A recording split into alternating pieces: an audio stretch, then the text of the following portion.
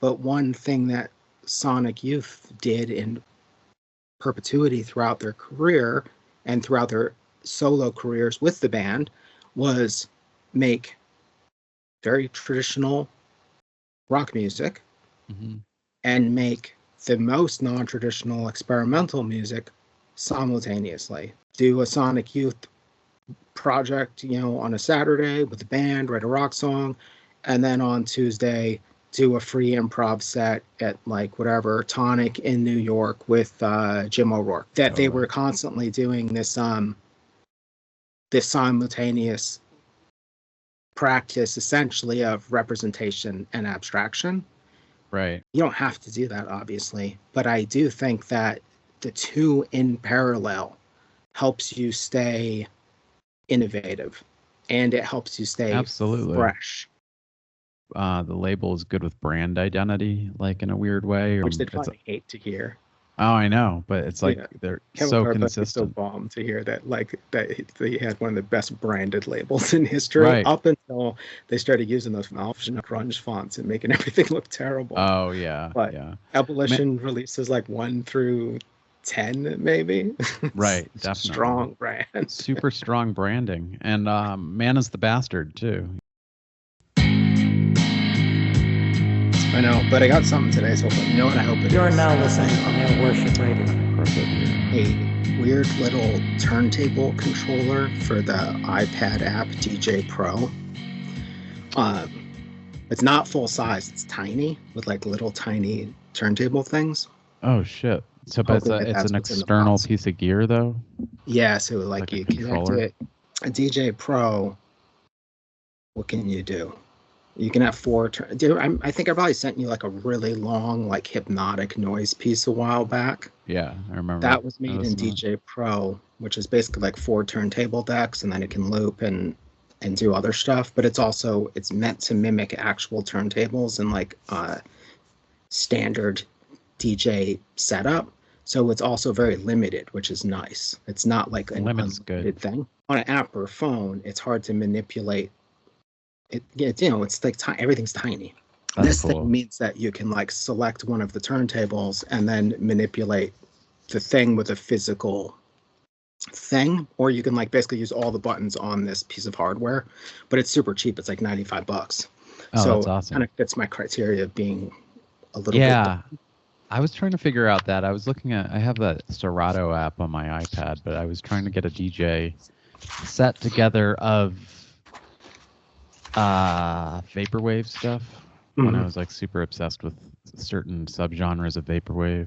I do like the idea of music that's made by like start, and then you just let let the process. It's super John Cage. It's like playing a prepared piano, except what they do is they set it up like. Well, the basic idea with vaporwave is just slow the BPM. Oh man, there's something about it that is very maybe more Duchamp, like a ready-made that I just fucking like love. Like when it's done really well, it's amazing and kind of visionary. Well, it's funny. Psychedelic. Like that thing I sent you a while back that was like the half-hour noise thing. The way that it was made, like using DJ Pro, but I had this idea in my head that if I made a bunch of stuff, then selected the best stuff, then loaded that into something else, there's no way to make a bad decision. It's garbage in, garbage out. So you're like, okay, well, out of all the random stuff I made through Bizarro, things like encoding Photoshop files as MP3s, and then going through 100 of them and picking out the best ones, then loading that stuff into something else so that there could be like a performance element to it, because obviously there's nothing to play if you load if you load a Photoshop file into an MP3, it's just a game of chance. You just see what happens and do you like it or not. But loading it into a DJ app and just being like, well, if I just cut back and forth between these different tracks, it'll automatically be good because the stuff was already good, and because the material's good. Yeah, and that's like an idea I really like in terms of doing like guitar oriented noise, or I hate saying noise, abstract sound or whatever, non-representational sound. I'll like screw around in what's that app, BandLab, which is bizarre. It's like a music production / social network app, but it's free, and you can build up these signal chains of guitar pedals on this like super intuitive app meant for 12-year-olds. Basically, you just like hitting stuff, adjusting until I have like some signal set up where no matter what I do, it sounds cool. And then just being like, all right, well, now I can do whatever. I can throw things across the room. I can walk around. I can turn a fan on. You know, I can like blow into the phone, or I can play guitar. And no matter what I'm going to do, it's going to sound good. And then it's just a matter of like, when it does sound good, riding the sound long enough to not be impatient, to basically be like, okay, like that sounds good, so let's play with this note or this sound for longer than 10 seconds, because my instinct is always like to move to the next thing. Well, I'm battling that all the time, and I'm really into repetition though, but then I'm trying to figure out lately what can carry it. Like sometimes in certain compositions, it seems like the repetition itself can carry it. Maybe in that song you had mentioned, the Sios thing. Mm-hmm. I'm unsure there, but then in that like that other piece, the like more like funk jam, that kind of sounds like the Meters or something. It really needed either a vocal line or a lead guitar line over it to speak for it. Otherwise, it was sort of the first version I sent you was kind of like without that, and it sounds like the background for something like a melody or even like a saxophone lead or like something like that, like anything. And then there's the thing you're talking about, which is the setup, which is like maybe like a guitar pedal chain that's set that just sounds, no matter what you put through it, it's got like trying to play with that balance of like doing the setup then with a performance, or in my case it was like a guitar lead, but it could be like something else. It could be like a vocal line or some kind of action you do like in a live setting or something like that. Trying to strike that balance. I think one thing that I'm trying to be aware of is brevity. I don't want it to go on too long, even if it does have that position filled of like singing or a guitar. I'm really into the idea of short compositions, actually, if I can keep them short. I feel like things like iPhones and the voice memo app have had an influence on my process in that sense. Like a lot of the shit I send you is like 1 minute long. It's just like a little idea that I like jam, or that's how it used to be. And now I'm kind of like thinking about the idea of like making an album of those like 1 minute. They're like interlude. It's like interlude music. It's almost like commercial jingles in a weird way. I was thinking like, and I like that idea. And like, I know that I would probably really like to listen to an album that's like an hour of like 1 minute or 1 minute and a half, just like, wow, that sounds great. But I am still a little like trying to figure out how to make these things like carry themselves. But the setup idea is, I think, straight from art school. The idea of a prepared situation. The prepared tool thing, I think, is such an interesting idea. And it's obviously not new, but I remember thinking one place that really triggered it as an interesting strategy to me was watching the documentary Gerhard Richter Painting, which, have you seen that? Yeah. So, so it's about the process of making two of these large squeegee paintings. And the thing I love about it is just that it's like nearly entirely driven by this tool that's mostly out of your control. For the uninitiated, Gerhard Richter makes these large abstractions, and to make a 6 foot tall painting, he throws a bunch of paint on it and then has a 6 foot tall like screen printing squeegee that when he pushes it against the wet paint, it sticks to it, and then he moves it across. And to make these paintings, he just kind of keeps mixing on the canvas with this gigantic squeegee. And then if it's like 6x4, he might have a 4 foot squeegee and go down. And a lot of the decision making is just about what colors to add and what areas to attempt to save. But the thing I love about it is the idea of a tool that nearly guarantees a cool result. Like it, and it's like as a graphic designer, fonts do that. And certain fonts like is it behind here? Absolutely. It's a good example. Is that her Lubalin book? Does it say Lubalin over here? I saw a Lubalin book when we first got on the call. I think you might have somewhere in one of these shelves is this Herb Lubalin or check Lubalin, behind the Louis, the Julia LP. Oh, maybe it's here. No, these are all white. It's blue. There it is. There it is. I remember because Herb Lubalin. Herb Lubalin was this typographer, graphic designer in the 60s, 70s. And the thing that he was known for was designing typography or lettering that was so cool that he didn't need to do any other work. He could just take whatever font he had made, like he made ITC Avant-Garde, make it all caps, center it, use the alternate characters, and it was going to look awesome. It was basically like having the right instrument fully dialed in and just playing a single note and having the thing it passes through just work perfectly. Typography is a good example of that, actually. That's what a good typeface should do. It should look awesome. But in the context of the studio, like the painter's studio or the noise artist studio or the artist studio, I think those things are like really well. I mean, it's a double-edged sword because on one hand, I think it's really earned, like to have the revelation that, like, for me, I'm like, oh yeah, like this brand of marker I've discovered, as an example, makes the perfect mark that I've been looking for like, and I'm really picky about mark making or something like that.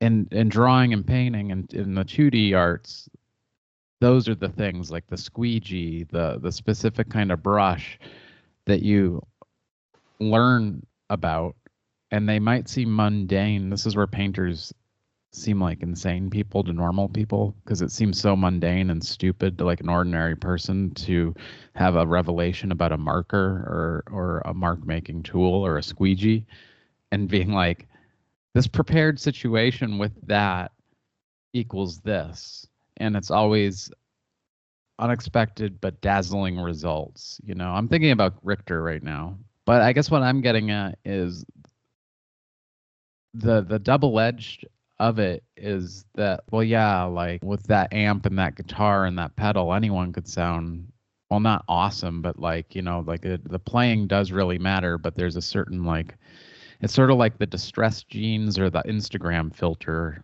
to the thing or something. Like there's a double edge to it where it's like on one hand really earned, but you can tell who earns it, like Barry McGee. There's a secret to how he, his mark making has like a real like emphasis on thick and thin, and all that is like using like a long like there's certain brushes that anyone can kind of mimic Barry McGee. I could do a tutorial in an afternoon and have people doing dynamic looking paintings with that technique, for example. It's not that hard for like an artist.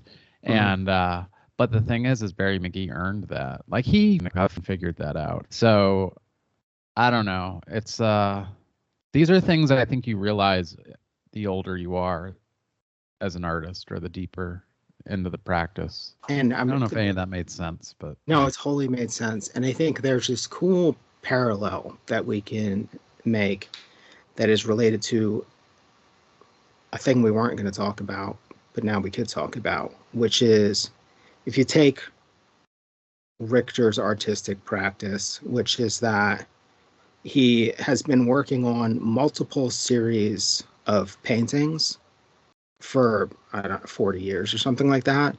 So he's got like abstract paintings. The tools have changed, but the basic themology has stayed the same, which is like to take some technique from the commercial world or the like normal world and then bring it into abstraction.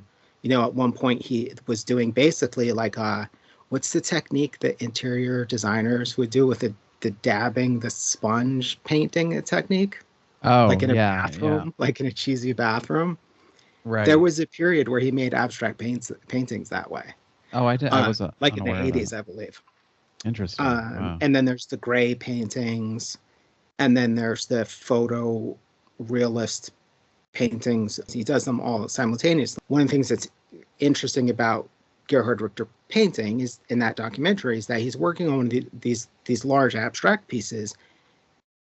At the same time, he's working on smaller photorealist paintings and living with those. And this is why he's a master, is that he didn't just unlock something and then double down on it for his career. Like say, well, he had a short career because he died pretty young, but say Barnett Newman. Oh, all right, yeah. Duffkin masking tape. Yeah. Or Mark Rothko. This is what I'm doing Right. until I die at the age of 62 of like lung cancer or whatever, Right. or a heart attack. But what was I going to say? But instead, he's doing this super abstract stuff that involves a very visceral type of decision making, and it's largely process driven. And then he's doing this other thing that is hyper perfectionist, hyper craft oriented. He has a philosophy about how he does it, but he's doing these activities simultaneously. I'm going to connect that to, even though I haven't got this far into the book, but you just listened to the Thurston Moore audiobook. Oh, yeah. And I've listened to about 2 hours of it. But one thing that Sonic Youth did in perpetuity throughout their career and throughout their solo careers with the band was make very traditional rock music and make the most non-traditional experimental music simultaneously. Like do a Sonic Youth project, on a Saturday with the band, write a rock song, and then on Tuesday do a free improv set at like whatever Tonic in New York with Jim O'Rourke or whoever it might be. That Totally. They were constantly doing this this simultaneous practice essentially of representation and abstraction. Right. Which I think is, you don't have to do that obviously, but I do think that the two in parallel helps you stay innovative and it helps you stay Absolutely fresh. Yeah. There's I haven't gone back to listen yet. It's been a while since I spent any time with Sonic Youth's music, but I did finish the book. And so I'm kind of feeling the pull, but I've been giving them a lot of thought, thinking about Sonic Youth. Like the other thing they did that's so interesting is they made, relatively speaking, traditional, straightforward rock and roll oriented music with applied ideas of, postmodern, art theory and stuff. Like it was like that was sort of like not, they weren't tuned standard. Nothing was like standard about Sonic Youth, but they, it seems to me from the book that the formation of them, the entire idea too was to be collaborative. Like no one was like every song was written by Sonic Youth collectively. The Sonic Youth, well, no, I don't know. They're just interesting because it's important to me to see they took rock and roll and made it okay for the language of rock and roll to be in a gallery setting in a weird way and in a literal way. They became it's a little almost cliche now, or maybe not cliche, but I think, Thurston Moore kind of rolls some people's eyes because, or, It rolls my eyes. Yeah, or just they got or in other words, like Sonic Youth very quickly also had a reputation of being pretentious, like their whole career, because they were coming from the art side of it. But after listening to the audiobook, which I highly recommend, there's a lot more to it that I think speaks to a lot of my own sensibilities as an artist too. Like, in other words, I don't see any difference between sitting and laboring on a painting or spending my day working on a recording with guitar. And it's an interesting, very common thing, because I started a band after the band with Bill and John. And we were basically like art school grads, me and the co-founder of the band, and we still talk about it now. I'm still friends with them. That I don't know what it is. There is no difference between the palette of sound to certain people and the palette of a painting. And music is a really excellent platform to set up a prepared situation. And Sonic Youth is a great example of it. I mean, actually, arguably, I don't know if anyone needs to be the first on this, but they kind of were the first band to apply John Cage's idea, his idea of a prepared piano. You know, they did that to guitar, and that they did it. I'm thinking about it a lot lately, that they did it on a large scale in a way in the early 90s, when they were of some cultural significance to ordinary people. Like, in other words, like charting, you know, like during the era of alternative music. The year punk broke. What's that? The year punk broke, you know. Broke. Yeah, like where like my mom would have heard of Sonic Youth or something. And so then it's like the fact that they were able to bring such far out experimental ideas, and I just think that's remarkable that they were able to pull that into like alternative music in a way, and become an influence on bands, you know, like Nirvana, or even, I don't know, any given band like Bush or somebody. If you ask those guys like 30 years ago, they'd be like, oh yeah, we like Sonic Youth. Like they had a cultural impact, you know, on some level. Whether it was massive, I don't really think that was more Nirvana, but like the fact that they were bringing Glenn Branca, and actually this dovetails kind of nicely into the helmet conversation we were having. Like that's pretty weird and interesting too, that like in Helmet's DNA are Glenn Branca ideas. I'm kind of rambling, but I guess what I'm saying is I can really appreciate, as a bit of an older artist now. I mean, I'm not old, both of us, but you know, middle-aged, how special that is, and actually how kind of like weird it is that Sonic Youth ever became anything. And I have to hand it to them. I think the reason why they did was a diligent practice. They treated it like any art practice or a painter would treat their paintings. They just stayed at it, you know. Yeah, and it's funny because like comparing them to Gerhard Richter, it's like I completely forgot about the prepared guitars. Well, I just completely realized that his painting is the cover of Daydream Nation. It's the first time I had ever heard of Richter, actually. And that's the other thing that's cool about Sonic Youth, just on an aside, is like, it's kind of embarrassing, so I'm wearing the shirt, but they were the first I'd heard of Mike Kelly, Gerhard Richter. Like they were a liaison into the art world for me in high school, and then very formative for me in so many ways, actually. And I really became more of a Sonic Youth fan in college, and I realized that I can't believe I've been poo-pooing them ever since Kim and Thurston broke up, just because that thing kind of soured everything. Well, but his like boomer beat language, it's really painful. Yeah, the book, you'll find it if you struggle with that. The book will bum you out. That was a groovy orgasm to my teenage mind holes, or whatever the fuck you said. Yeah, totally. Yeah, it's so funny.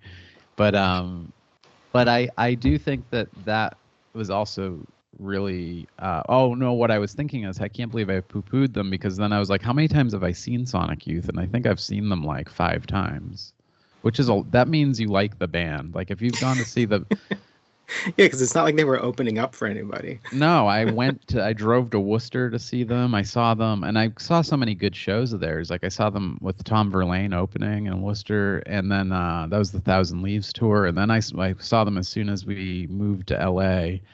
I saw them at the Greek Theater with Red Cross, and it was awesome. Oh, and so like, but I've seen them a lot. Like I saw them a bunch, like in college. Like I think I saw them twice with Stereolab.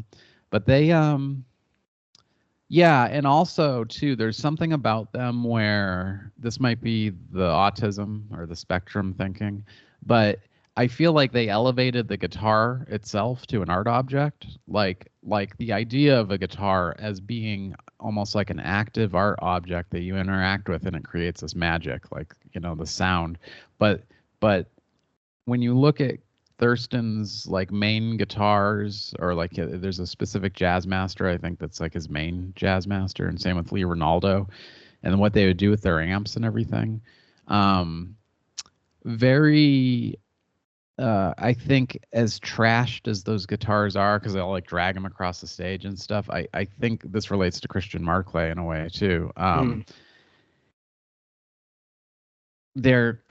For me, presenting the idea that it is an art object to interact with, and whatever wear and tear it endures becomes sort of part of it. That's really cringy on some way, because there's a whole like world of relicking guitars that's just gone way too far, and like it's like barf, like way too much. But there is something about it that I like, the idea of somebody introducing on a broad scale the idea that a guitar isn't like a frivolous pop culture object. Like it can actually be. And that's kind of coming from Glenn Bronco. Like I don't know if you've ever seen some of the guitars he's built. Like he's got one guitar that is two guitars, but it's got one neck joining it. So there's like the where the headstock should be, there's like another body of a guitar. So it's just like this drone machine, like just stuff like that. So in any case, I can really appreciate that, and there's definitely predecessors to them too, like the Velvet Underground, obviously. But yeah, so I've kind of just reviewed the book in a way, I feel like. Yeah. Well, the other thing I remember, even because I'm again, so my weird judgmental hardcore kid ways like did not escape me for so long. So like I didn't hear Sonic Youth until I was like in, I don't know, 20 something, like last year of college, but I also went to college very late. So yeah, I was probably like 24 or 25 or something when I first like listened to Sonic Youth. And again, it was one of those things where someone was playing something and I was like, what is this? And they were like, Sonic Youth. Like, duh. Right. Like it's like when I asked what is this about Fugazi, and someone was like, it's Fugazi. I was like, this is Fugazi, this is sick. So yeah, right, totally. That was my like Sonic Youth reaction to. Yeah. But I had certainly read interviews with them though, I think. And I always found the idea of what they were doing with the guitars really interesting. It's like so if anyone doesn't know, I want to say sometime in the early thousands, their van got stolen. All their shit got stolen. How many guitars were in it? Was it 30 or 60? It's probably like 60. I want to say it was 60 guitars. But it was all their stuff got. Yes, and I guess the thing, and I'm harping on the guitars only because there's 60 of them, and it's like, why do they have 60 guitars? And it's like tunings. Because they were doing weird stuff, like whatever one tuning is a bunch of E strings all tuned to something different. Right. And this particular song can only be played on that guitar. So there were a lot of these guitars that like one song came out of the guitar and that's how the song gets played, or it's got nails jammed in it or whatever. But I always found that idea super interesting, and clearly it has parallels back to like my personal thing of trying to devise ways of working that cut down on decision making, because the ideal state is to set the guitar up in such a way where there's no bad notes. Yeah. Set it up the signal chain in such a way where if you throw a pencil across the room, the sound that gets picked up by the mic is cool. Yeah. So, well, two things. Okay. That is a lot of what I like about alternate tunings and why I'm so stubborn about not going back to standard tuning. Because the thing I love about Thurston Moore is, like myself, and he mentions it towards the end of the book, that he's never been the type of player that's learned other people's stuff. He's just always been the type of player that has picked up a guitar and just made music with it. So when he was hired to be part of the backbeat band for a film about the Beatles, it was like him, Greg Julie. He was really lost and didn't really had to like kind of learn for the first time in his life, like Beatles songs or other people's stuff. I love that. And on one hand, it is like, I think the most famous alternate quote unquote tuning that's the biggest cheat that every like hardcore band used for a while was like drop D tuning, where you just have one finger, you can make chords with it up and down the neck. But there's other tunings where that idea is more elaborated, and I strive to be in a situation, like even with my recordings, the reason why I like the idea of like 1 minute little snippets is little demonstrations of, see, when I pick up this guitar, almost anything I play sounds like magic. Like Led Zeppelin's a good example of it, because Jimmy Page, I think on certain things, used like open D or dadgad tuning too.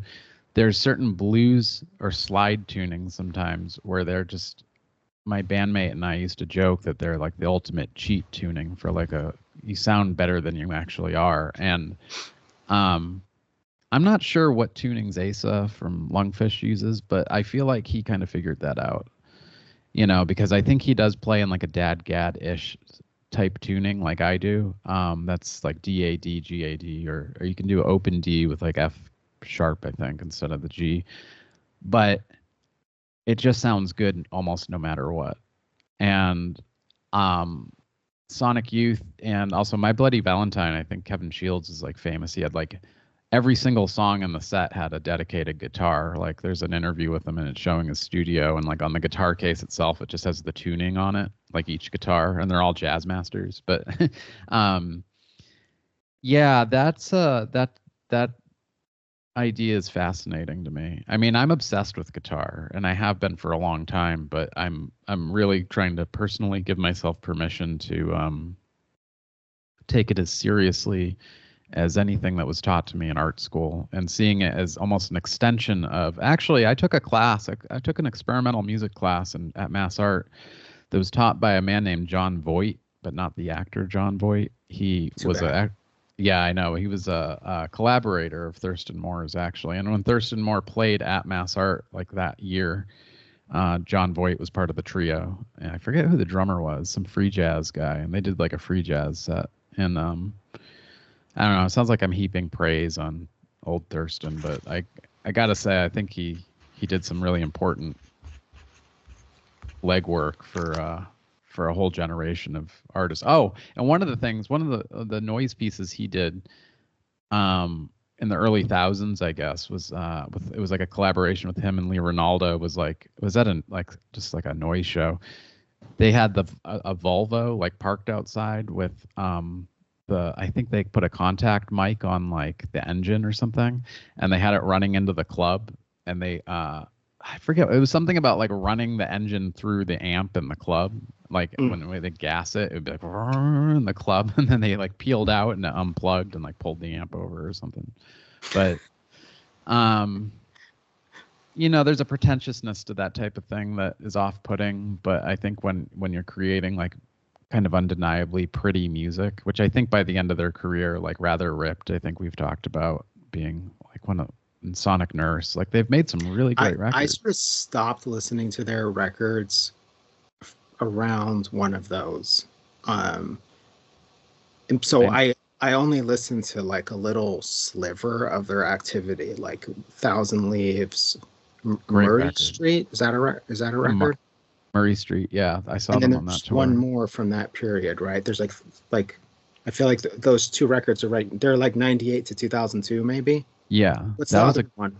New York City Flowers. Yeah, yeah. Those three records were the ones I like listened to. Well, this is something like I feel.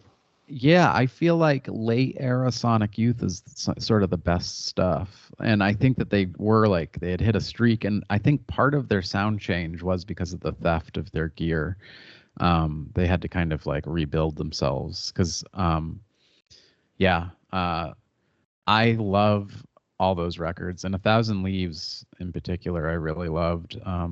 Saw them on that tour as well. So yeah, I guess it's like, it's an interesting thing. I could compare Sonic Youth to Basquiat in the sense that not because of their not because they were contemporaries, but because again, it's a double-edged sword. They can be a really good influence. They've also like influenced like a lot of like tripe crap, like just like, like I can't think of any bands off the top of my head, but there is a sort of Sonic Youth approach to guitar that when just copied, it's just sort of bullshit. But I guess that's like everything. Anything, right? Anything. Like Basquiat, though, like I feel like he's like the bad / good like influence. You see a lot of bad art that's like Basquiat ripoffs and or just taking the idea of flipping the picture plane flat so it looks like so there's no depth to it and everything sort of has its own like same hierarchy. How about one last bit of Sonic Youth appreciation thread, which is all that stuff they did for other bands and for shining a light on other stuff. So like you mentioned them as like a gateway into other artists because they had records. You're wearing a Sonic Youth shirt, right? Which is like so funny, but we're not going to talk about Sonic Youth, but you're wearing a Sonic Youth hoodie, right? I happen to. It's like my new favorite. I got this shirt on Depop for $12, but it's got the Mike Kelly. Yeah, so you got Mike Kelly, Gerhard Richter, Marnie Weber on the cover I don't know of who that is. She did the cover for Thousand Leaves. She's Jim Shaw's wife. Oh, okay. Jim Shaw's a painter, right? Jim Shaw's like paintings, or is that Paul Feck? No, Jim Shaw's like Mike Kelly, contemporary friend and collaborator. So conceptual artist, I guess. Richard Prince. Richard Prince. Christopher Wool. Christopher Wool for Rather Ripped, right? Yeah, and Richard Prince for Sonic Nurse. And Which is I so think interesting is all of those people too, you have that thing like prepared methods and ways of like generating work with like distinct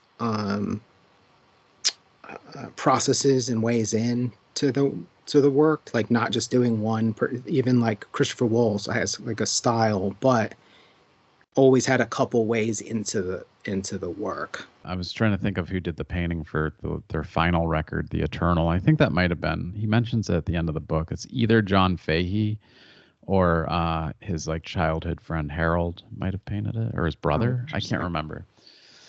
But they have a very deep connection to the art world. I really appreciate it because on some level it and then there's all this attention they drew to other artists and well, they got Nirvana signed.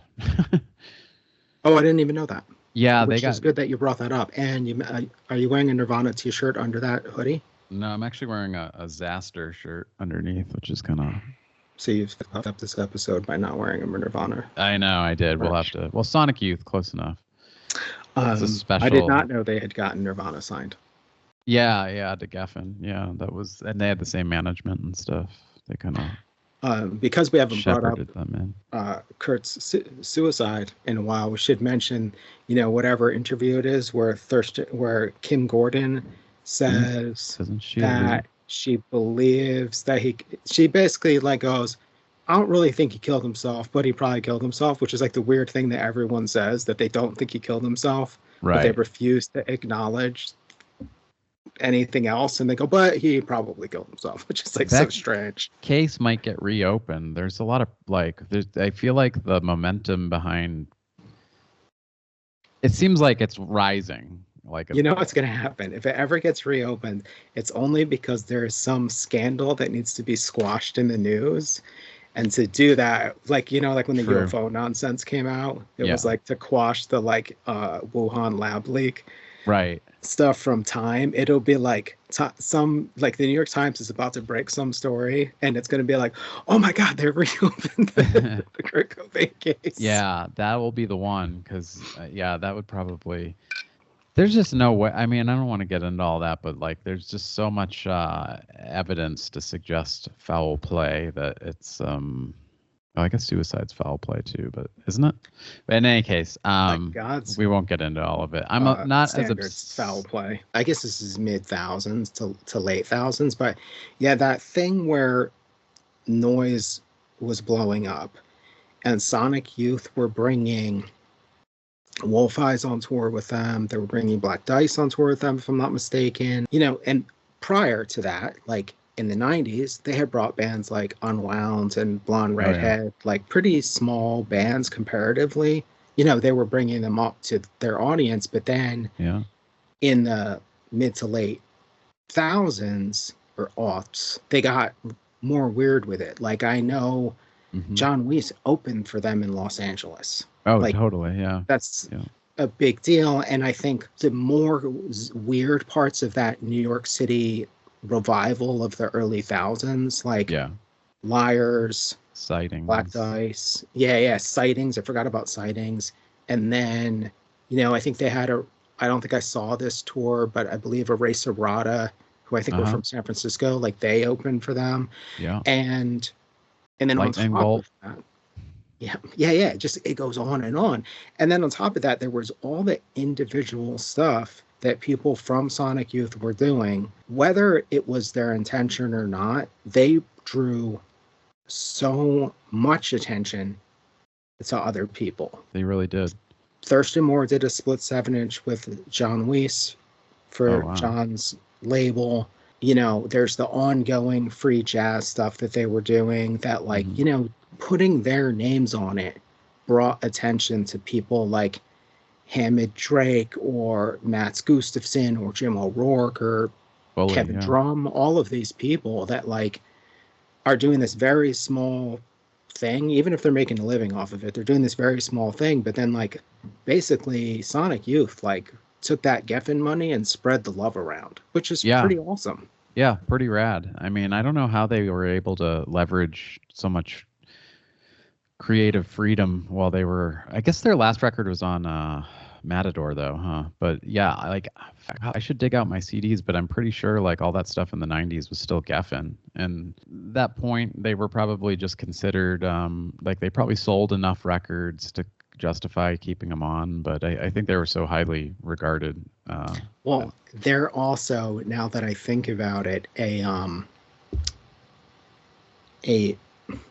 marketing tool for a label to get big indie bands to sign. Yeah. Because they go, look, like Sonic Youth, we let them put out records on other labels. We let them do whatever they want. Right. You know, and we put out their records. And so if you're like in some band that's like got promise but is skeptical about signing with a major, and then you can look at Sonic Youth and Sonic Youth not getting the Jawbox treatment. Right. Like, we're contractually obligated to put out your second record, but we've already laid off everyone that signed you, but it's cheaper just to make this record. So fine. Is that what happened? That Jawbox only did one major label record? They did two. They did do two. They were signed to one label, and then that label, I believe, I could be wrong, that label was then, it was either acquired or dissolved into the larger Atlantic. I see. Everybody associated with them, I believe, was gone at that point. And they just moved ahead, but it was like they were not getting like support or love. Right. Not in the way that Sonic Youth just got to do record after record and do whatever they pleased. Right. Interesting. Yeah, I don't know. Sonic Youth, I'm definitely pretty stoked to see that all that stuff's on Spotify, like that Silver album, Silver Sessions. Washing Machine's a great record, too. I'm not sure if you ever got into that. I always viewed that as the beginning of the really melodic, pretty psychedelic sound that they were beginning to do, like with Thousand Leaves.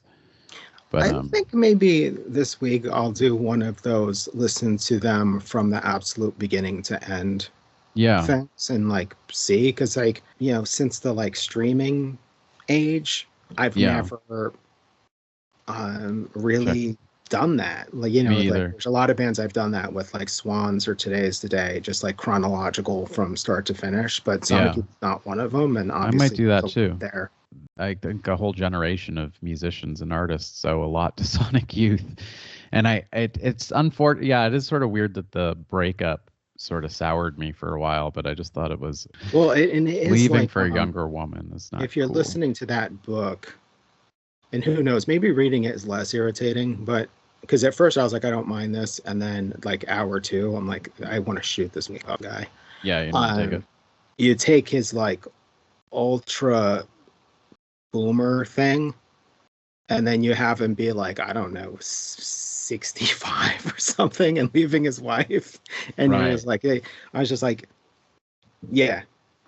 It's a bummer. You just ended that in the most boomer way possible. The only way you could take it further is if you start spending all your money on cruises and don't leave anything to your children. Yeah, that's how I feel too. But then again, I'm a big proponent of separating the art from the artist. However, I'm also kind of giving the book like a 4.5 star rating. You know, I thought it was pretty good. But I'm also kind of a nerd for like history, like music history and stuff. And the book honestly is mostly that. Like, I think some of the people that reviewed the book and didn't love it felt that there wasn't enough personal stuff in it, because it's just him kind of talking about Max's Kansas City and like CBGBs and all this stuff. But yeah, I totally agree. That's a bummer. I felt the same when Neil Young left his wife of many years for Daryl Hannah. It was so weird, but I don't know. Is that true? Yeah, that's true. Doesn't even sound real. And he was like married to his wife for like 40 years. He wrote so many like beautiful love songs for his wife, and then he just leaves her for Daryl Hannah. But yeah, I don't know. Thurston Moore. Is that so funny? It's very funny, because I mean, of all people to leave. Because it's like not cool. Yeah, it's like Daryl like it would have been cool in 1985. Yeah, definitely. But Splash era Daryl Hannah.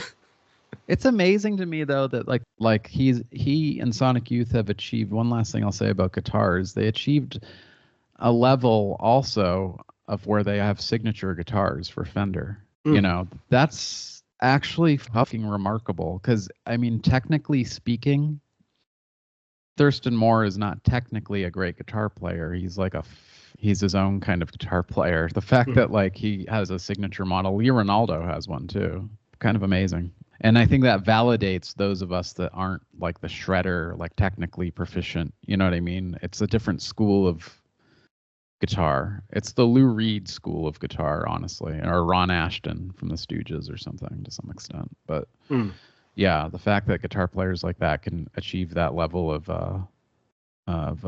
respect, I guess. But then again, Courtney Love had her own signature guitar too. So, but there is something. I mean, I think that it's even cooler when you consider the idea of Thurston Moore not being I can pick up a guitar and just like play the hits. It's like I can play scales or anything. My songs. Yeah, I can't play anything else. That's how I am. Yeah, I've never been, and that was the Sonic Youth influence on me though. Like, I think, as I just never bothered. I feel really insecure about it sometimes, because like, but I can jam with people and I can play my own sound, and that's what I love, because I think, and we could wrap on the Sonic Youth thing on this, but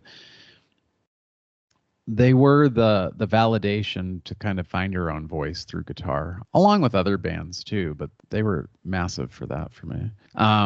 Did we want to just get the Frail out of the way today? All right. I don't know. Yes. Do you feel like the last time we mentioned Frail? Yeah. Well, I'll let you lead it off, because I'm very rambling. Weird to talk about Frail as much as they come up, but I guess clearly historically in some way they were important, and they obviously had an impact on us. I don't even know what to say. Well, what haven't we said on record about it? I guess I think like the underlying like concern. Well, how about this? I'm going to ask you a question. That's how we'll do it. Okay. Time Machine, 1994. Why did you like Frail? This is like the Matt Walsh thing, like what is a woman? And it like it's like I'm like How do I answer stumps this? me. Yeah, it totally stumps me. I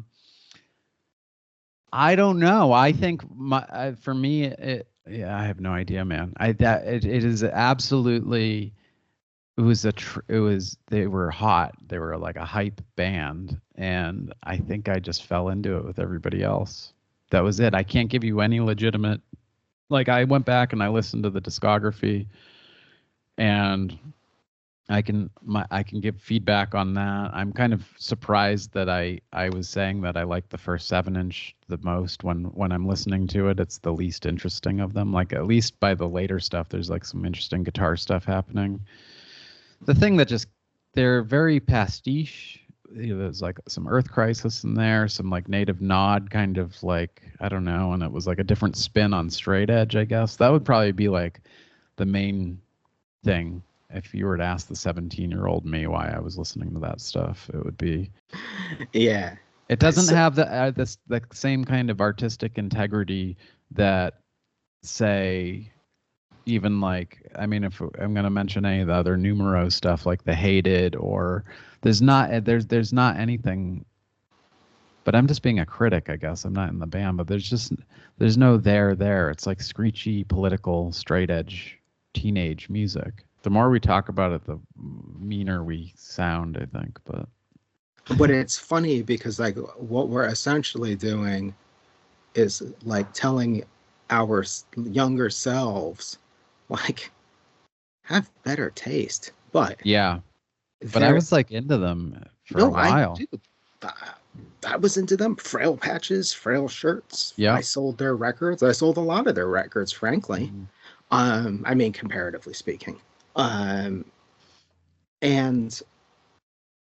I had talked to a lot of those guys like many times, and did records that some of them were involved with after Frail. But when I look back on it, and I think it's like for better or worse, I think in large part like what Frail delivered was like more intellectual than musical. And it was like, this band is referencing the stuff that we want to be referenced or whatever, like Ebullition, but it's straight edge, but it's not as intentionally ugly as, say, Ebullition stuff. Right. Like, we were talking about some Ebullition stuff, and there's like all those early Ebullition, there's like a lot of very brutal music in there, but some of it feels intentionally ugly. Like, Manumission and Not for the Lack of Trying, both of those seem like they were trying to push buttons by just being like, let's just make the ugliest music that we can make, which I can respect as an artistic statement. Which is like different than, say, Struggle, which I think we're making like this very kind of brutal, raw, heavy hardcore. But I don't think it was like, I feel like with Manumission, they were almost intentionally bad, but not. I don't know how to describe it. You know what I mean? I agree. Almost in the way that Honeywell was, and not that they were intentionally bad, but that Honeywell clearly wanted to make the most discomforting music possible. Well, Honeywell, that's what makes that record like a black metal record.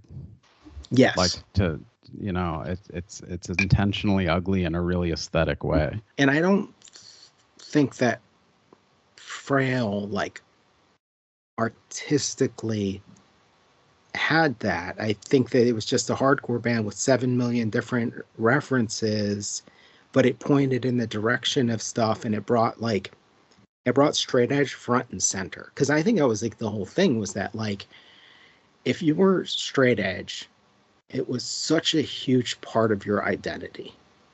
You know, Yeah. it was like a religion, basically. Yeah. Any band then that flew the flag, you were partial to, but especially if it was like they were pulling in the stuff that you were more into. Like, Right. Because I was more into the ugly, weird, chaotic hardcore of like too. Ebullition and Gravity, but like, you know, if there was a straight edge Gravity band, they didn't let you know. Right. And like if there was a straight edge Ebullition band other than on that compilation, they weren't telling you. So it was like taking Ebullition and then being X'd up was very appealing, so appealing. Yeah, that's what it was. You know, you're like 16, not very discerning. Yeah. Because it's like that first 7-inch is very incoherent. Like it is like it's like here's an Earth Crisis type riff or like a chugga chugga moshcore riff. Here's like a kind of DC hardcore riff. Here's like this, like what? It's just all, but it's not like it doesn't feel. I think that's what the appeal was. Yeah, it had to do with a different take on straight edge, and you know, straight edge was a big part of my identity at that age, and I think it's like Chokehold were doing the sort of same thing because like. But they started out as kind of not very good.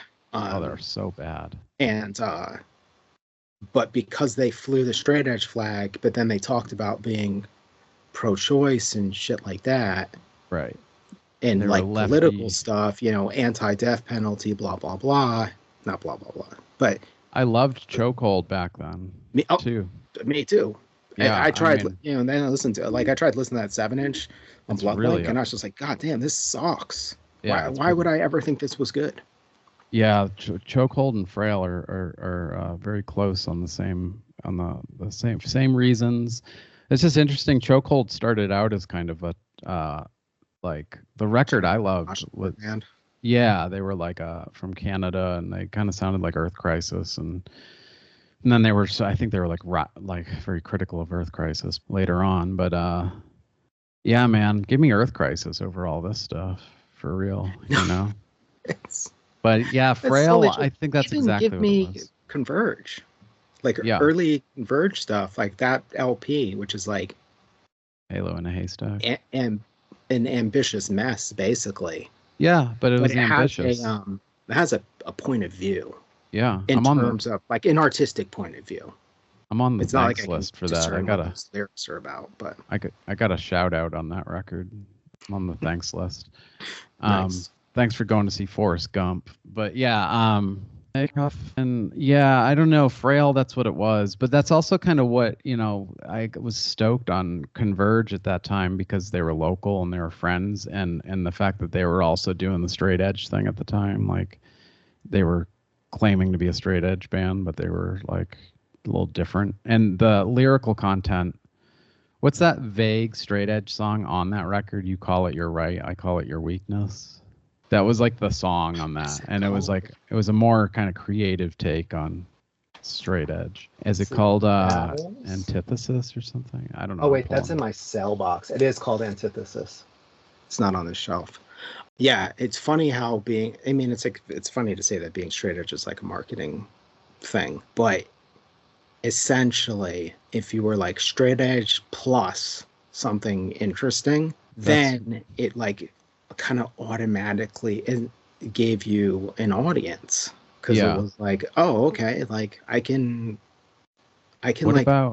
understand this and slot it into my life in the way that Mouthpiece, Strife, whatever, was like passe or dated to me.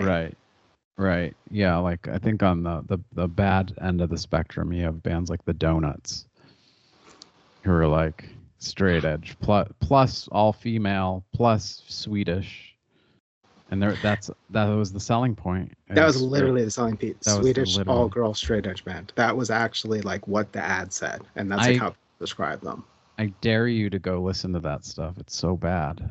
You know, really another example of that is and I still have copies of this thing like left over that I must have traded for. It was this band Okra, that was the straight edge power violence band, and it was like somebody that wrote for Heart Attack put it out, and it was like super hyped up by Heart Attack. Yeah, they would do like the top 10 lists in the some section of it. Sure. And like every single person that was like a Ebullition Heart Attack Goleta staffer was like, Okra, holy shit, straight edge power violence. And it was just like mediocre bad music. Right. Yeah. And it was like, but that was like the gimmick for it. You needed to have a caption for the flyer. You know, I think a lot of taglines were like, hardcore is prone for gimmicks, and it's fine, whatever. Everybody's young. That's what it is. But at the end of the day, it's the music that counts. And that's, I think, what is confounding about Frail.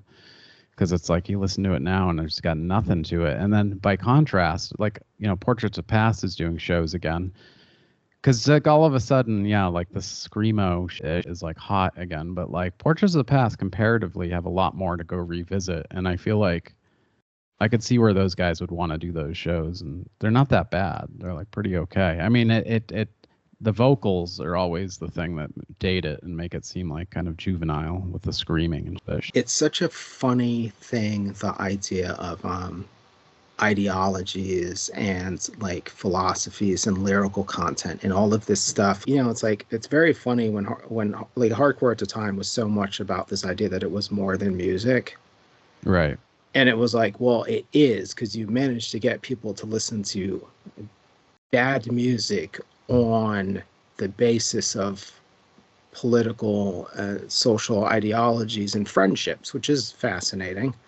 But then it's like the stuff that stands up that you still listen to, like, either you don't care about the philosophy, you think the philosophy is actually kind of funny, like, I don't know, like what's the band I've been listening to? They're European and they're like Earth Crisis core, and they've been around since the 90s.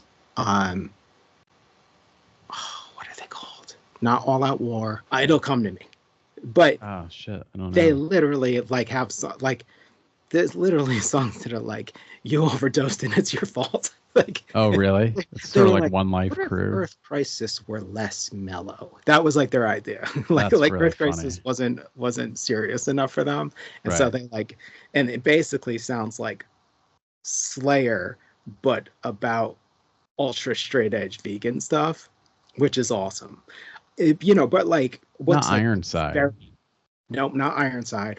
Forgot about Ironside. Ironside's good. It'll come to me. But some of that music has bad vibes, though. I feel like they're like Integrity. Like, I really like Integrity, but there's such an evil thing that's like satanic music. Oh yeah, and being all into serial killers and the process church of the hoobity blah blah. But then every photo of Dwid is so awesome. Oh, he's like turned into like such a nice guy. It spiky like. Hair and yeah, he's like selfie guy with everybody. Yes. Yeah, it's super funny. But you know, it's like there's stuff that holds up. I either don't care about what you believed, or I don't even know. You know, like I've got this Julia record out here, which I will basically say is like one good record on Ebullition, and it's a half label release. Right. And I don't know what the hell they believe about anything. Yeah, and I don't care. That was where we started to get into indie rock, I think. I was more interested in music itself, which I would argue is still more than music, but the overt political thing, I mean, I don't know. I loved Earth Crisis, but even all that stuff became too intense and too literal. So, you know, that's where like bands like Sonic Youth were the gateway to like Unwound and Blonde Redhead, as you mentioned, and you know. But it is weird. So it's like you get into this stuff because it like slots into your like basically self-image. Like, I'm straight edge, but I'm into all this other stuff. And then this band is straight edge and they're into this stuff. So I'm now invested. But then it's so funny because it's actually like, on the one hand, it's sort of anti-art. On the other hand, it's an extremely good example of smart parasocial marketing. Right. like giving people a way into your, like it's insane how modern the idea is, and it obviously was not intentional, but give people a way into your music by virtue of having them like your artwork, your beliefs, your references, like essentially the storytelling about you. Right. And then it's like, oh, I guess I like this. Right. Yeah, I don't know. It's it was also, just on a side note, I think all this was like the blueprint for identity politics. Not to get into a political thing, but everything that's gone on in the last 10 years, the way people have sort of gone that way culturally in this country, very divided. Mm-hmm. This is like, whenever I think about that stuff, it just flashes me back to the mid 90s, like New Bedford Fest, like people arguing in the lobby about abortion, and hardline vegans arguing with riot girls, and all of that. I think all of it was a turnoff eventually. I just wanted to listen to like karate, and like I'm trying to think of the other stuff I started to get into that were playing adjacent or close enough to hardcore bands, like, because karate had the split with, there was all the Discord stuff too. Yep. But yeah, the gateway's out. No, totally. I remember, the first time hearing, like, say, June of '44. I got no idea what these guys are 1995. Talking about. They're talking about birds, or not birds. They're talking about boats and shit. I'm assuming it's a metaphor and they're not actually talking about boats. But I definitely don't care what it is. You know what I mean? But I like that they're yelling, but not screaming. It's heavy, but it's not what I expect. You know what I mean? Or Rodin. Yeah. Like, like what's the that sort of quintessential math rock song of theirs, the Everyday World of Bodies, with that like sort of muted like chin, chin, chin, chin. I was just like, oh shit. Yeah. Somebody wrote this riff for me. Yeah. Shellac totally. Was another one where somebody lent me the Action Park, but oddly, it's weird that my fandom of Lungfish goes all the way back to the year Rainbows from Adams came out, because I think in some way, in the background of all this other stuff, I was like studying Discord a little bit, because I got the Rites of Spring tape in like '92 as well, and so it's weird. I thought that the Discord stuff was just weird arty music that nobody cared about and that I was into, until like Hoover became kind of a big deal, and I started paying even more attention. I was like, oh shit. But there was always that divide within me where I was like down to go see Strife, but then I liked Hoover, and I think there were a lot of us like that, and you either stayed in or you just left. Well, what's funny is I feel like this is like significant of something. But I know that I got the Hoover LP and a Bastard Noise 7-inch on the same day. Yeah. And did you feel like you needed to pick camps, though? Yeah, like I feel like when you're young. I mean, it's like I think about it, and I'm like, as more and more time went on, the stuff that was more like explicitly normal hardcore, I was less and less into and less interested in. Like I literally never heard All Out War until last year. True. Me too. It's like I remember seeing Resurrection at Studio 158. Oh, yeah. When I was like already a local at Studio 158. Sure. So the bands that I was normally seeing was like Cable, and then like touring bands like Shotmaker and Rye and Crown Hate Ruin and whatever else. Yeah, it was like kind of already in that. Like I'm sure I saw Joss the 14 at least once, but I never saw Hate Breed.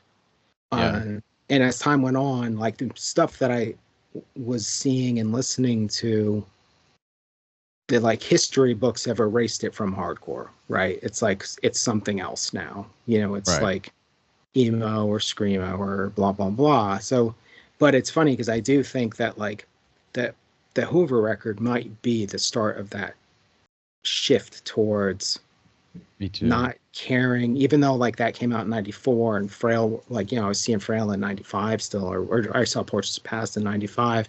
But considering the way that record is like imprinted on me and stuck with me, and that the lyric that first jumps in my head is, I got my cat back, you got those glasses. Right. that I might not even have put together that song was about a breakup for a really, really long time. You know what I Oh mean? yeah. Like I Yeah. had no idea what they were talking about. Right. But it, with a few exceptions, but that imprinted so heavily that it kind of just, it's like at some point I didn't read lyrics anymore. I just didn't. I don't Right. care what you have to say verbally, intellectually. I care what you have to say through Music. sound. Yeah. And then I think by virtue of that, maybe you get less fooled by what a band believes. You know what I mean? Because like the Bastard Right. Noise record, I remember like being like, this idea is interesting. This is awful.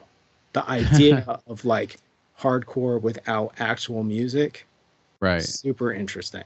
The It is. execution, Not so good. boring and plotting and not fun. I wonder what ever happened to Eric Wood. I remember I was connected to him like on Facebook. He's just and always stuff. on Facebook writing all caps angry messages about Akron family and about, he's Wonder if he's still. God bless him, but he's obviously very insane.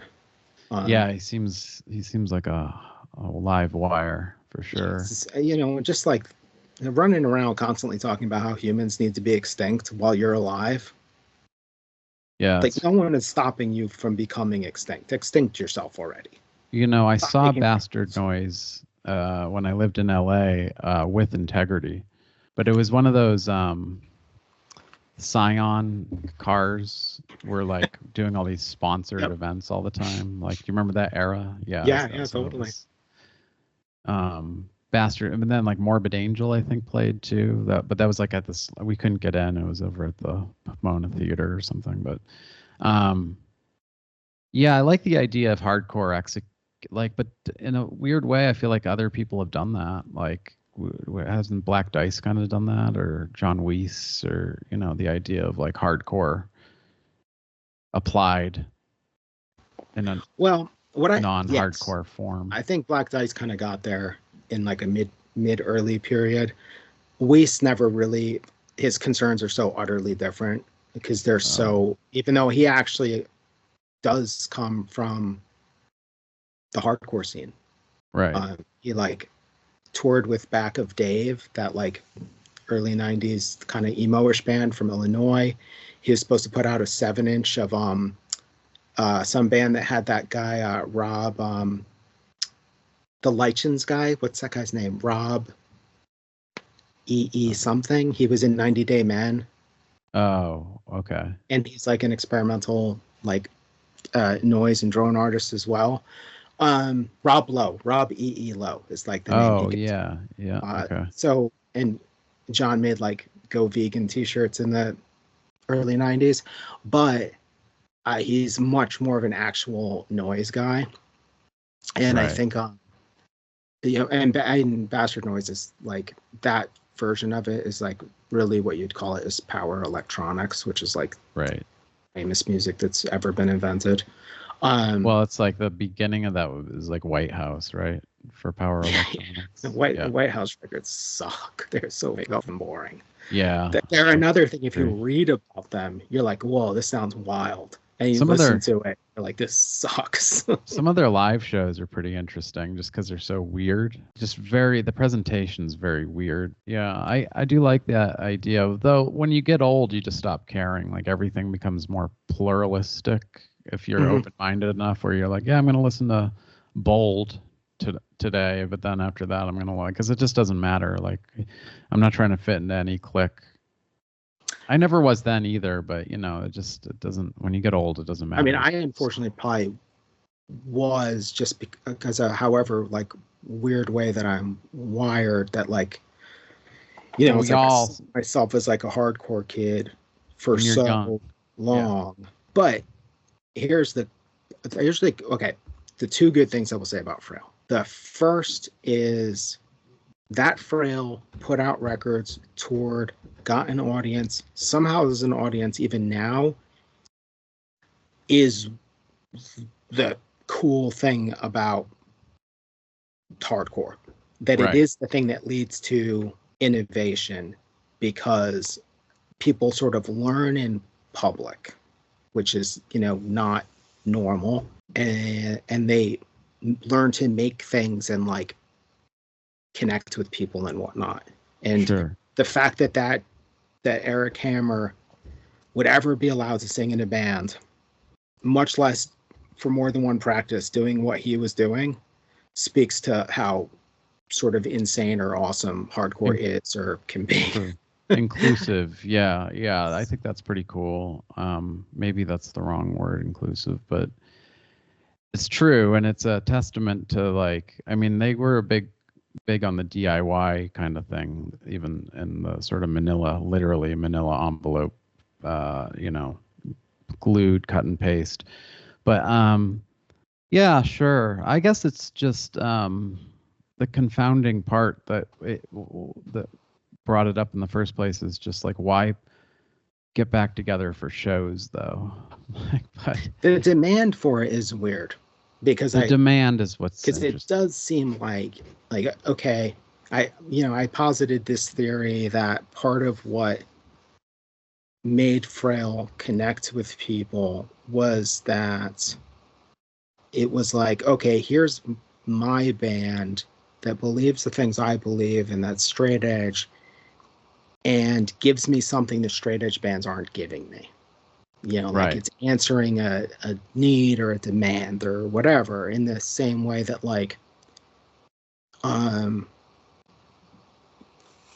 noise does for a lot of people. Like, a lot of people find noise because nothing is crazy enough for them. And then finally there's something that is, or black metal, like nothing is doing the thing I want it to do, whatever that might be, and that Frail answered that need to a certain extent.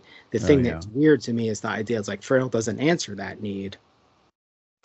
If I find it hard to see the idea that they would answer that need at this point, because lots of bands then came along and did that better, unless what you needed was dudes with X's on their hands. But those dudes aren't going to have X's on their hands in 2024. Right. Because, I feel like 2025.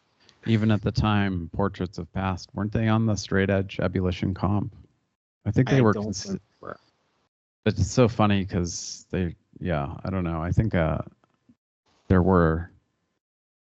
was a need for a straight edge bands for some reason that didn't exactly fit the mold of the stereotype of what a straight edge band was perceived as by the mid 90s. Yeah. But sorry. Oh, go ahead.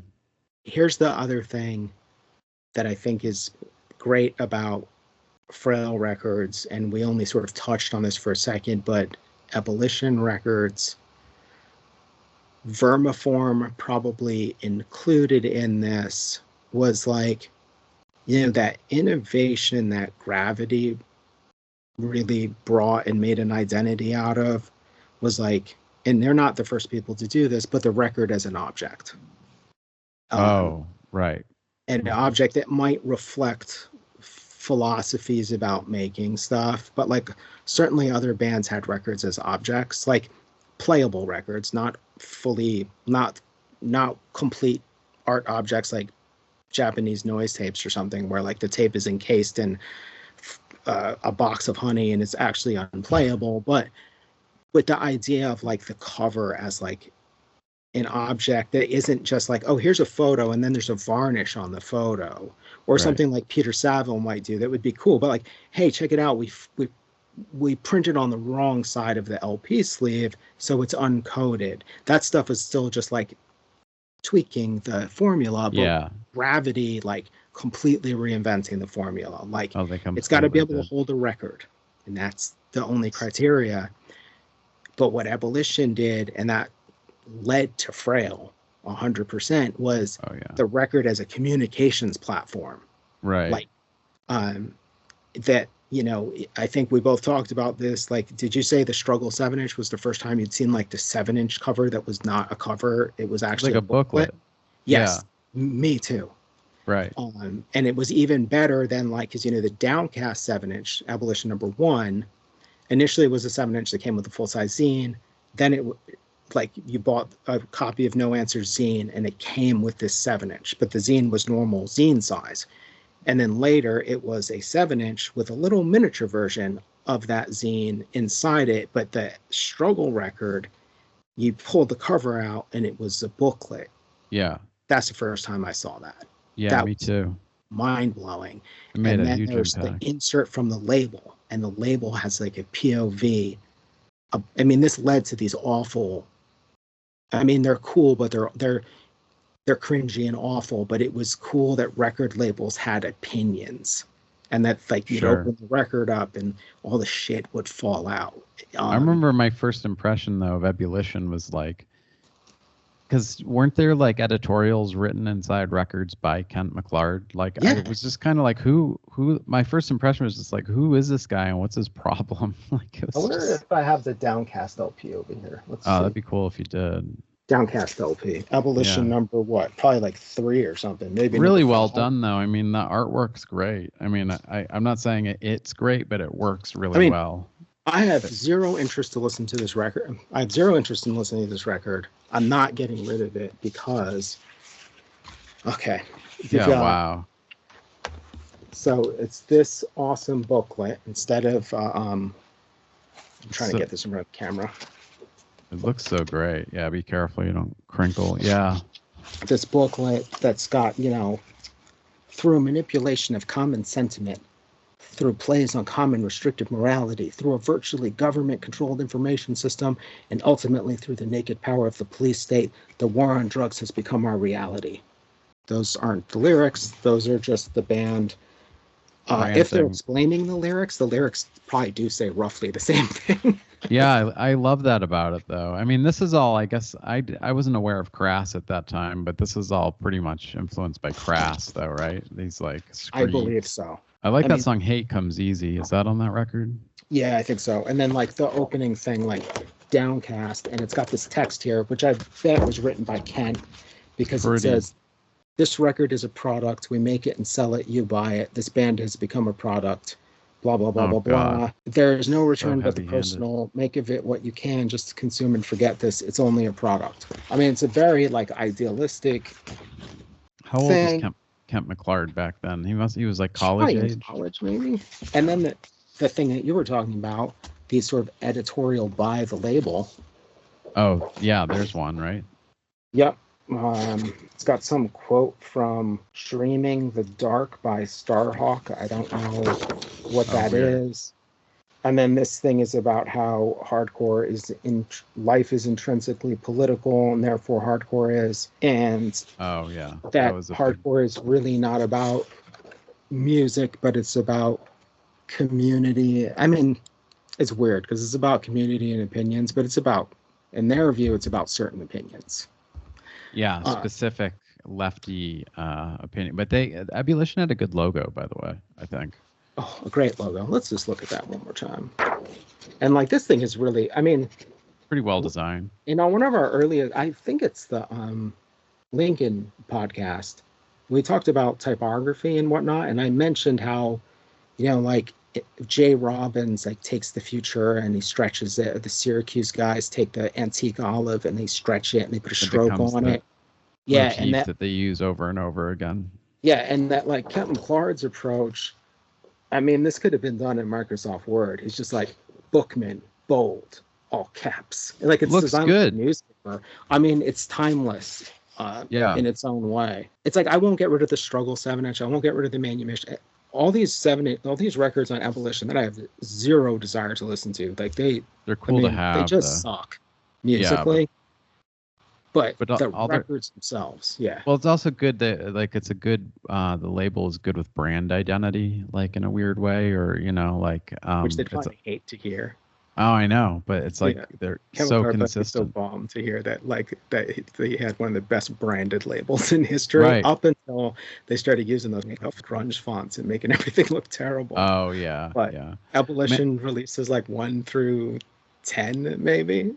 Right, definitely strong brand. Super strong branding, and Man is the Bastard too. You know, with the is that Helvetica or is that something else? It's usually. I think it's usually Accidents, No, it's sometimes it depends on who was doing it. It's usually Helvetica.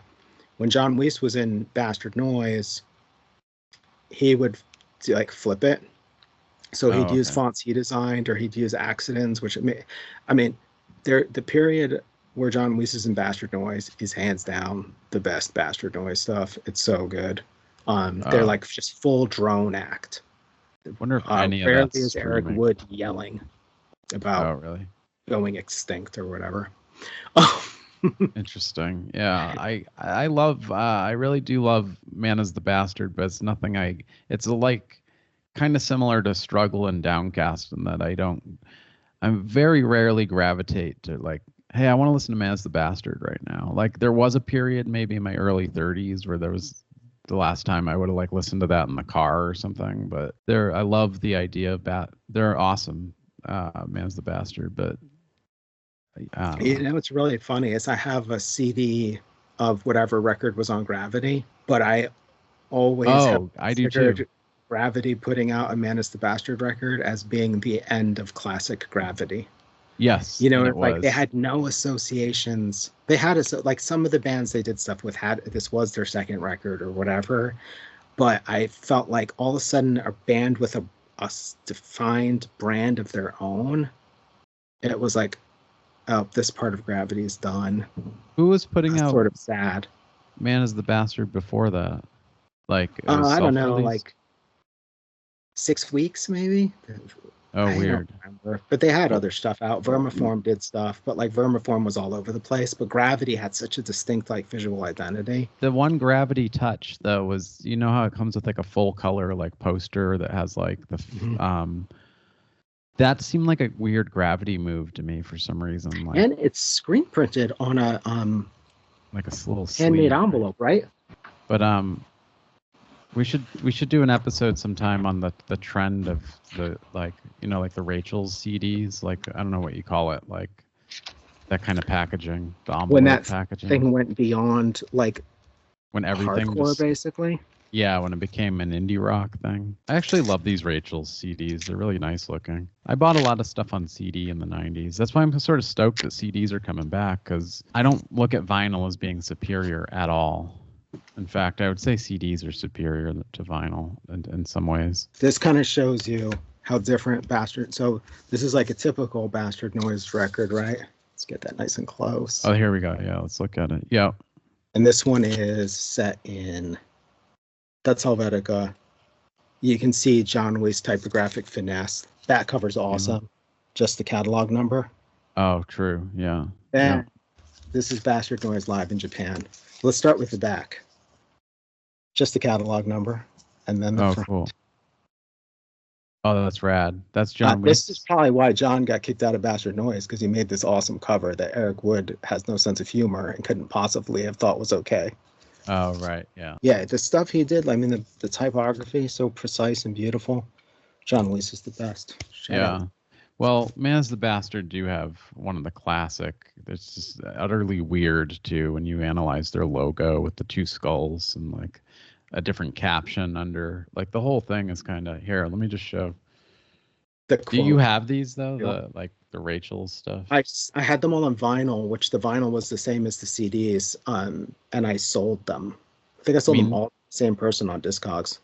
These all come with booklets. Like the C and the bells. The vinyl would have the CD-sized booklet, but the cover would have been done in roughly the same way. So like that, what's that one that you're holding up right now with the... C and the bells? I think that was... Yeah, it had like a... I don't know how they printed it.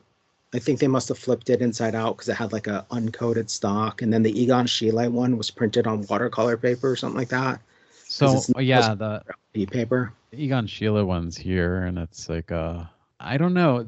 I'm glad I brought this up because in a way, Rachel's actually the booklet looks pretty nice. It's got like different paintings and stuff, but this is another band that, like Frail, were a hype band that I think were fulfilling some sort of weird need at the time for an quote unquote indie rock band not to be indie rock at all, to be chamber music, I guess. I'm wondering if I would like this stuff if I listened to it again. It's pretty inoffensive. I mean, I had zero interest of like when I put those records up for sale, I didn't have any interest in like, oh, should I see if this is still something I'd be interested in? Well, I was obsessed at the time. I really went for the Rachel. Like, I loved Rachel's at the time. That's why I have like those two shirts. Did you see them at the Middle East? Saw them at the Middle East. Yeah, I saw that but show. I didn't see you there. Was that like the fall of '97? Or no, when was that? I don't remember. I just remember we called them boring. Well, I remember stand up while they played for like 2 hours. Oh, right. Yeah. I went with like a date at the time, and then it ended up being like a 2-year relationship. So it was like a romantic evening for my. But you know what I loved about them? I can't believe I didn't see you there. Was the way that I think it was Jason Noble. He basically acted as MC for the band, right? Like he sort of introduced everything that they were doing, and sort of like he didn't act like as the band leader per se, but it was like he was there as the literal master of ceremonies to like get everyone acquainted or whatever. Right. Yeah. And then the other thing that was so cool was that they had, like a sheet hanging, but sideways, and they were projecting film onto it. That's right. Yeah, it was super emo-y, like that was the time. But I was a sucker for that type of shit. And I think I was like about to fall in love with the girl that I was like at the show with. So all of it was deeply meaningful to me at the time. It was probably a lot of what my fandom of Rachel's was. But like they were kind of a big deal in a small way, weren't they? I mean, it wasn't. Yeah, they opened for PJ Harvey, like at some point. Oh, wow. I didn't see it, but like that's kind of where they ended up before whatever they did, called it quits or broke up or whatever. Well, Jason Noble passed away a few years ago, didn't he? Yeah, 2010 maybe. I wish I had a CD player, man, because I have my stereo here, and it's just like I'd love to just. Let me just pop it in, but instead it's like, let me see if it's streaming. Totally. I gotta just get like a thrift store CD player. I have like my whole stereo system right here, just no CD. But there is not trying to extend this forever, but there is a cool thing that I don't know if it was like June of. I want to put it on June of 44. They introduced this whole other aspect into indie rock, I think. June of 44. Because like are they their original Quarter Stick band, or is it Dirty Three? It's a good question. But they're definitely the first band you mean to release. Yeah, and like so for people who don't know, there was Touch and Go, and then in Touch and Go was Corey Rusk and someone else, and then also whatever A&R people they would have had. He started a second label, a subsidiary of Touch and Go called Quarter Stick, that was only his thing. Like no one else was involved, and it was stuff that he thought wouldn't fit on Touch and Go, which is weird, because I don't see why June of 44 wouldn't have fit. But June of 44 was like an early band on it, and they just. And maybe, or it was Rodan. Rodan was on was on Quarter Stick as well, right?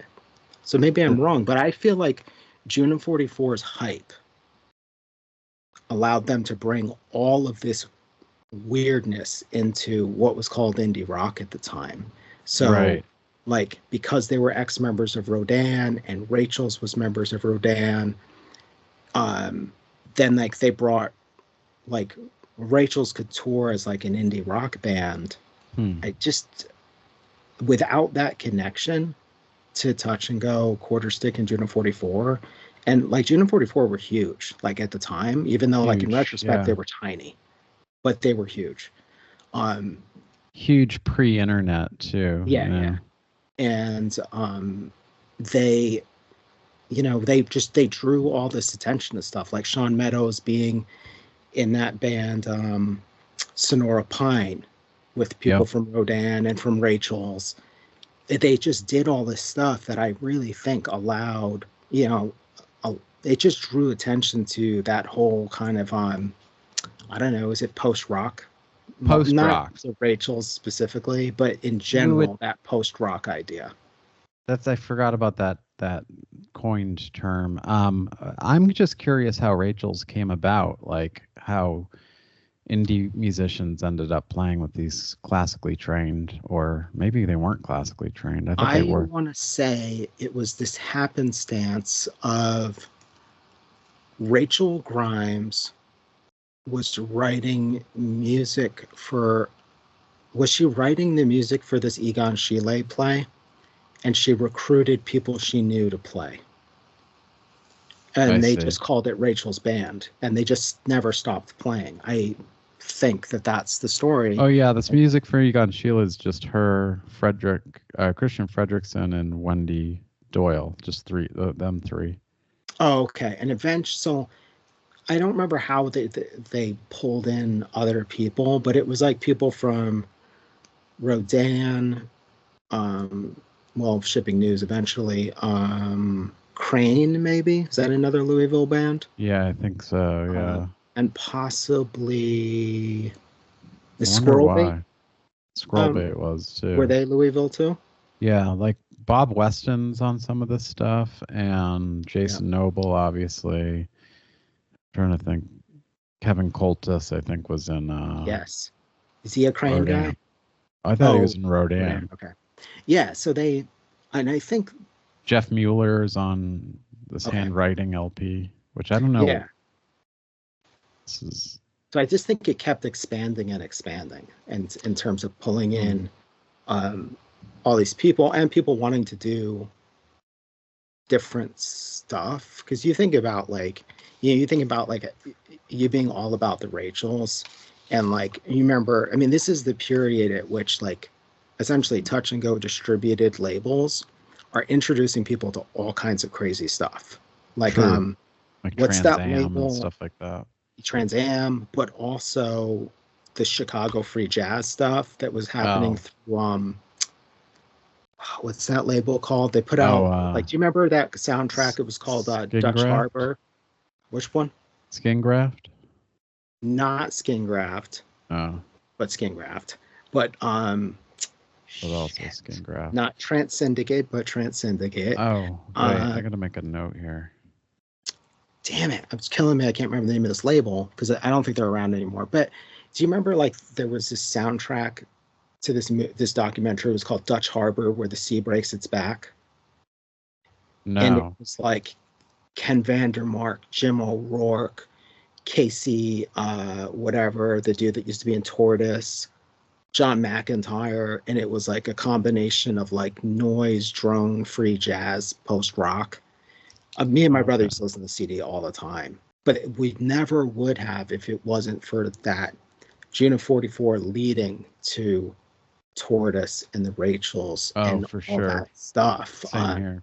They were so integral to, I just think, drawing your attention to stuff by being as pretty much kind of as big as an indie touch and go style band could be at that time. But yeah, I think that you're right. June of '44 was the gateway to a lot of that stuff for me as well. And then I just sort of lost the thread with June of '44. I listened to those records again recently, and I was like, whoa, I thought I liked the first one more, and I don't. You know what's really interesting too about it is that I think for whatever, because Hoover were a part of the hardcore scene in a way that Rodan was not. True. Shellac was not, you know what I mean? But Hoover were. And so when they made moves, and Crown Hate Ruin were a part of the hardcore scene. True. Early Crown Hate Ruin is not hardcore at all. I think that, when I was looking for the June of '44 record, it's because it was ex-Hoover, because it was Fred from Hoover. And you're the dude that finally made bass playing important to hardcore bands. And because they weren't a hardcore band, but you could find your way into it through the yelling and the other stuff that then they could expose you to things that you would like, but you just never would have gotten up on. You know what I mean? Definitely. Yeah. Like, I mean, Hoover. if Fred hadn't been in Juno 44, I would never have listened to Juno 44. It would never have come up.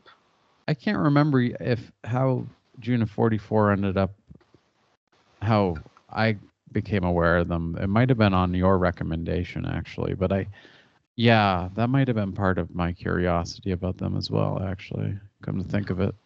People were talking about them, and because like it was like, oh, it's people from Rodan and Rex, or Rodan, Codeine, and Juno 40 and Hoover. Group. Yeah. Then, so people saw them, like the type of people I knew, like Eric Wareheim or whoever, because he might have been the first person I heard talking about it. But what I actually remember was being at a show, maybe it was the Ohio Fest, and Aaron Turner having Juno 44 LPs. Oh, really? And people hearing that and literally rushing to go buy them.